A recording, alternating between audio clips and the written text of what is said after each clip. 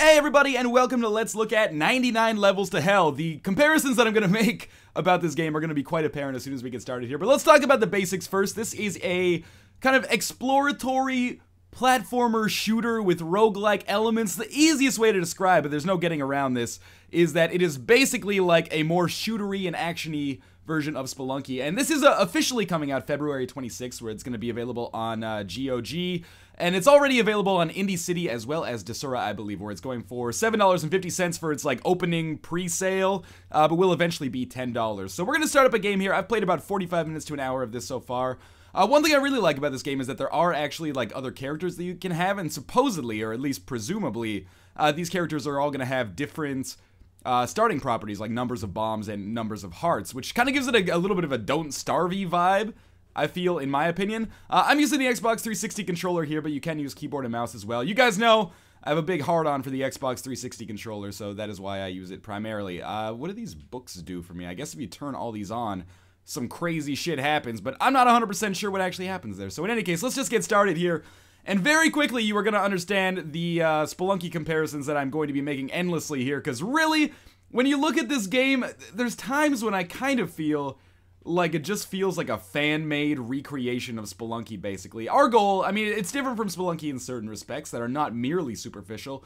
I mean, we're going through 99 levels instead of 12 levels, and the game has a much more... It's kind of like a war of attrition at times, whereas Spelunky, you know, things can go wrong really, really quickly, and you can find yourself dying, you know, just due to one mistake that you made. That doesn't really hold true in 99 Levels to Hell. It's much more of a game where, you know, you're more likely to die slowly, if that makes any sense at all. Let's just shoot through all this. That treasure chest should fall. The physics engine seems a little weird, like there's no acceleration due to gravity, it kind of seems. Is there a way for me to, yes, come through here so that I can get that orb that was up there? But generally speaking, you know, the easiest way to think of this game is that it's very, very Spelunky-esque. We're going to be looking for treasure, but predominantly just trying to amass some good items and then eventually make our way... How do I get to that? I don't know if I can get to that red orb, sadly, unless the bomb will actually blow this up. I think... Oh, it did, actually. Fantastic. Okay. So we picked up a red orb. Red orb should kind of like float around us while we move along. These actually do a lot of damage and may make it possible for me to succeed in the future. Again, the acceleration due to gravity is kind of weird, man. Things just float there. But in any case, other differences between this and Spelunky, obviously, you know, we start with a gun. It's much more about taking out enemies, at least in my limited experience so far, as opposed to avoiding enemies. And you know, if you follow the channel, you know I've played a lot of Spelunky. I'm not the best Spelunky player. That obviously has to go to Michael A.L. Fox, who somehow trumped me when it mattered. But I have played a lot of it, so I feel like my criticisms of this game that are related to Spelunky, due to the fact that it's such a direct influence, are valid for the most part. We are going to come across some things that, you know, you should be familiar with if you are familiar with the game that shall remain nameless. For example, we should come across shops, casinos, essentially, which kind of function similar to the weird casinos you would come across in Spelunky occasionally, but it's not 100% the same. It's probably on the order of like 75% the same, though. The other major difference is that it's much, much longer, and it actually has like an in-game save feature, so if you wanted to continue playing this after, you know, I mean, what I'm trying to get at is it might take you 10 minutes to beat the first 10 levels. Maybe you don't have 100 minutes to invest in a 99 Levels to Hell run right away. So you can save and then return to it later, which I think is a welcome feature. But for the most part, I kind of have mixed feelings on this game, perhaps even negative feelings on this game. At first I was being a little bit more lenient to it, because I was like, oh, you know what, it's probably going to be like $2 or $3, which is a fair price considering Spelunky is, yes, free on the PC, but the definitive version, as I consider it, the Xbox Live version, is $15. However, this is pretty much right in the same wheelhouse at like $10 on Desura. Well, I guess technically $7.50 if you want to buy it in the opening week sale. Oh, that was bad. So as you can see, I took some damage there, but in taking damage, I only lost one of my hearts. I haven't really encountered anything that did more than one heart worth of damage. By the way, I should mention from a most basic of mechanics standpoint, we have to get a key before we can leave every level. So that's another thing that makes this a little bit, or actually not a little bit, a lot slower than Spelunky, is that we have to actually actively seek out a key on every single level in order to proceed and succeed. Which really does slow things down. Like, getting through the first 10 levels and fighting the bosses, which is another thing that is a little bit different. There are bosses every 10th floor, and they're very difficult in their own right. But yeah, one of the things that makes this a little bit different is the fact that there are bosses that exist continuously. Now, it looks like there's an item down there. I'm just realizing now that we might not have any music at all in the game. For a while, I've just been playing without my headphones on. So I don't know if maybe that's just what's happening right now. There's a casino, by the way. But maybe we'll check out the options menu and see if I can turn on some music. Because I have heard that there is indeed a soundtrack in the game, as you might expect. Apparently, I have slowed down absolutely everything here, which should make me like Neo in the Matrix. But let's go in here, and we'll start playing these casinos. So we can use bombs to play. Oh my god, the slot machine is going to be so slow because I've slowed down time. That seems like an oversight, in my opinion. Let's just open up our pause menu here, and music on, off. Volume is at 0. I didn't change that. Okay, now we've got the volume up at least a little bit. I'll crank that volume up if necessary, because right now it's super loud in my speakers. But anyway, I'll do it in post. I don't want to waste any more bombs. One of the complaints I have about this game is that it kind of... The balance between, like, or within gold and bombs kind of seems weird. Like, I could have invested, you know, $40 or $50. Oh, now we have better sound, too, it feels. Because I've cranked up the volume from 0, which it was at by default for whatever reason. But, you know, we only have 46 gold right now. 46 gold might seem like a lot, but there are times, and it's fairly frequent, at least in my limited experience so far, when I will, like, have 50 gold for 10 levels, and then I'll just come across a stash that literally has 500 gold in it. So when it comes to gambling, I don't really mind gambling for the chance to win something like that. Similarly, you know, bombs don't seem all that valuable. I'm saying that now, despite not having any. That was terrible on my part, by the way. But let's see what we've got in here. More time. All right. Oh, yeah, there is, by the way, a ghost that will appear if you... Multiple ghosts, actually, if you take too long in a level. Again, kind of bringing the Spelunky comparisons home. But, you know, it is a little bit more action-y as opposed to platformy. The focus in Spelunky is definitely... It's kind of like a survival platformer. Whereas in this game, it's more of a shooter. It's a little bit more lenient with respect to your health. And it definitely emphasizes the action more, which might be cool for some people. So now you can see the kind of economy in this game, right? So it takes 250 to buy upgrades like this. This upgrade might give us, you know, more rate of fire. It might give us more damage. It might give us a wider projectile or a larger projectile. And there are just like standalone items as well, like the red orb that I'm using right now. But yeah, like I feel like I'm kind of wasting my time coming around here and collecting single gold bars because I've had a fairly frequent run-ins with like 500 gold bar stashes. So I'm like, why am I wasting my time on these early levels, like fucking around with these treasure chests when I could just wait until I find a stash and then buy a lot of shit. Similarly with bombs, you know, it might seem like bombs are hard to come by, but occasionally, either via gambling or just by random exploration, you'll find a stash of like 20 bombs and you're like, okay, that's cool. Also, Xbox 360 controls a little weird on this game. It doesn't control. I'm actually just gonna... Oh, there was something down there. I'm just gonna go into the options menu here and turn the volume down a little bit because I'm worried about it bleeding in through the speakers. Yeah, maybe that's better. But left trigger by default is jump, and I know people get mad when I bitch about key bindings because they're like, you can just change it yourself. I don't know if you can actually change it yourself in this game, but seriously, left trigger? The A button is used to pick up bombs, and the left trigger is used to jump, which seems crazy to me. I've never heard of a platforming game using one of the triggers as a jump. Now that I've mentioned it, there's probably going to be a lot of anecdotal examples that people will bring up in the comments, and that's cool, you know. Feel free to educate me. But it just seems a little wonky. Also, I'm not sure why I kept moonwalking across that. We're just looking out for the key here. Also, you know, graphically, I think the game looks kind of generic. It looks a lot like this game that I played a couple of years ago. It was like a VVV inspired... What is this? I don't know, it must have been a bomb. Like a VVV inspired game called A Flippin' Good Time, and it was from the guys at Digipen, and you guys know that I have kind of a hard-on for those Digipen games like Nitronic Rush and Perspective, which I just did a Let's Look at of recently. I should get this heart, by the way. But yeah, it looks a lot like that, and I thought that game honestly looked kind of bad. I think this game looks kind of, you know, generic. And doesn't really do too much. I mean, Spelunky's cute, man. This game just kind of looks like, yeah, okay, it's a video game. I can tell immediately. Kind of looks like The Adventures of Shuggy as well, I guess, is another reasonable comparison, which kind of makes me think that maybe there's, like, some kind of game creation engine that all of these games are built in that looks fairly similar. I don't know, man. These are my first impressions. I'm not a professional creator of video games by any stretch of the imagination. I thought I had something else to say on the game, but I've forgotten.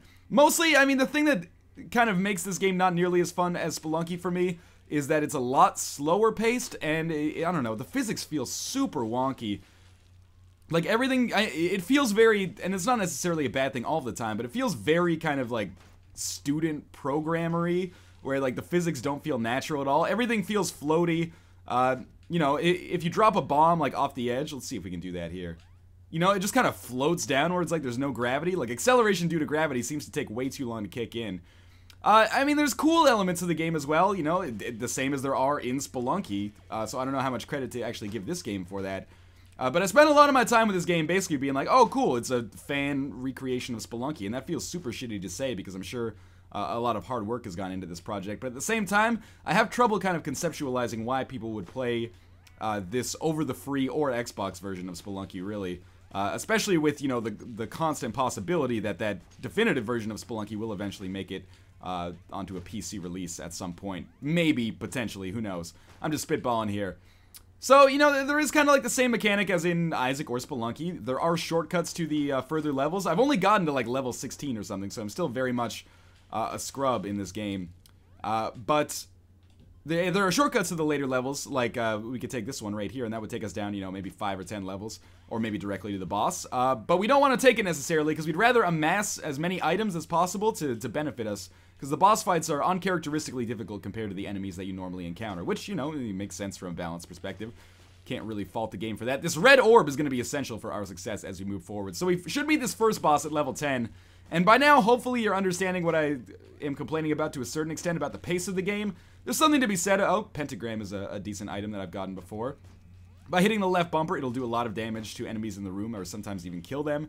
Right now we just need the hearts. But, I mean, seriously, to some extent, I'm a big defender of people saying that games are rip-offs of other games. Because, you know, influence and inspiration is how the genre evolves, and how we get a lot of good games like Terraria, for example. A lot of people forget, but the big buzz around Terraria from a certain portion of the internet around release was like Herp Derp Minecraft ripoff, and now Terraria, probably one of the most beloved indie games of the last few years. So I'm always, I tend not to jump on the, oh, it's a total ripoff, it lacks originality bandwagon. This might be one of the few exceptions, because for me, there's so many similarities between this and Spelunky that it's like not the elephant in the room that doesn't get mentioned. You absolutely have to mention it. Otherwise, you're kind of doing a disservice to the criticism. You're being a little bit dishonest in your opinion of the game if you don't mention Spelunky, unless you haven't played it. That's just my opinion, though.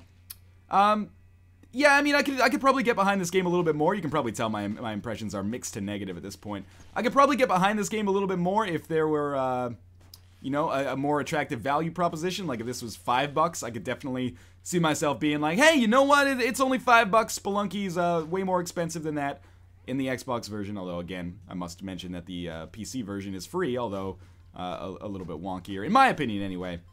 But, you know, in its present state, it's a very difficult sell, I feel. We are going to be able to fight the boss right after this, which is good because I'm back to full health.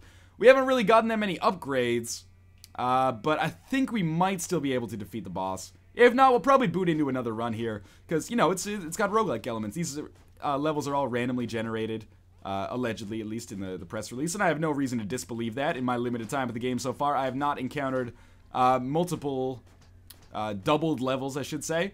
So we're going to be fighting Welcome to Die here. Now, I want to not die here, but actually, the red orb is just going to make him super easy to kill. So we'll get the key, we'll kill this final rat, and that was super easy. I've never beaten this guy. Oh.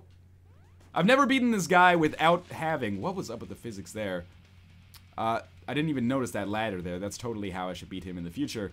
But I've never beaten him without an orb before, so the orbs, I wouldn't necessarily say borderline essential, but certainly very, very important. So now we're going to continue. The other, like, graphically, I kind of find the designs, let's ignore the fact that they're a little similar to Spelunky here in the sense that, you know, we're kind of on, like, a jungle-themed level here for our second set. Those spikes are super annoying as well. But I find the levels, like, super dark, and it's not like we're playing, like, a torch level or anything here.